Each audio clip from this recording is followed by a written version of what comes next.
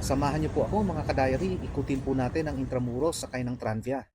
Kasama po ito kapag nag-avail kayo ng Intramuros Passport, kasama rin ang iba pang mga historical sites. Ito po ang Centro de Turismo, Intramuros, kung saan dating nakatayo ang San Ignacio Church. Ito naman ang Museo de Intramuros, kung saan naman dating nakatayo ang Jesuit Mission House. Nasa tapat po naman niya ang dating site ng Ateneo de Manila kung saan nag-aral si Jose Rizal. Isa na po siyang events venue ngayon, ang Foro de Intramuros. Pagliko dito sa may Santa Lucia Street, madadaanan natin ang Galeria de los Presidentes de la República Pilipina, isang hilera ng bus images ng naging mga pangulo ng Pilipinas. At sa may panulukan naman ng Santa Lucia at Muralla Streets, makikita natin ang Baluarte de San Diego, ang pinakaunang stone fort sa Maynila. Ito naman ang Muralla Street, isang mahabang kalye sa gilid malapit sa pader ng Intramuros. Ang salitang Intramuros ay galing sa Spanish na intra or within at muros o walls. So literally, inside the walls or city within the walls.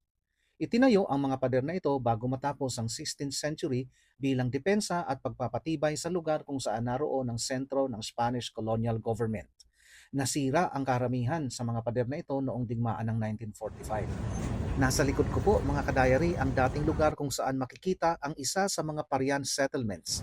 At ito naman ang Tiendas del Parian, lugar kung saan may mga nagtitinda ng pagkain at mga inumin. Kadalasang makikita dyan ay mga estudyante dahil marami pong paaralan sa lugar na ito. Kasunod niyan ay ang Puerta at Rebellion del Parian na nakatapat mismo sa dating Parian de Arroceros.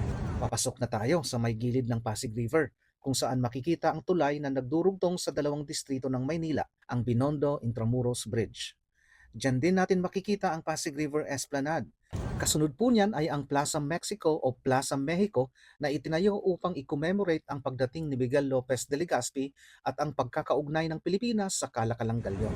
Nandito din ang bantayok ni Adolfo Lopez Mateos na Pangulo ng Mexico mula 1958 hanggang 1964. Bumisita siya sa Pilipinas noong 1962 at isinulong ang pagpapalakas ng ugnayan ng Pilipinas at Mexico.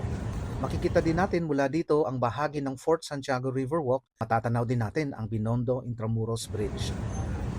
At ang huling mga daraanan ng Tranvia ay ang Ayuntamiento de Manila na Bureau of National Treasury na ngayon, ang Plaza Roma, Manila Cathedral, the mother of all churches in the Philippines. Makikita din natin dito ang mga kalesa at ang dating kinatatayuan ng Palacio del Gobernador na Commission on Elections na ngayon.